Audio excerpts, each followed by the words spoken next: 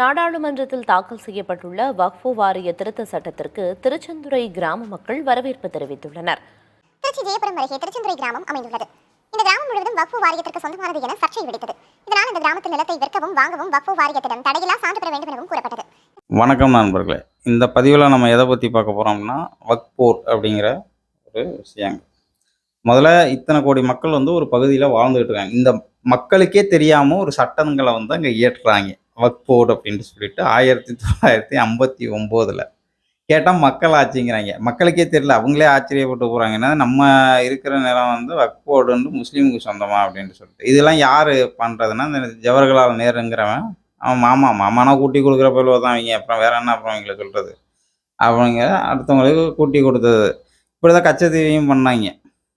முதல்ல இவங்களோட நிலத்தை கொடுத்தாலும் பரவாயில்ல, நம்மளோட நிலங்களை தூக்கி அடுத்தவங்க கொடுத்துக்கிட்டு கேட்டால்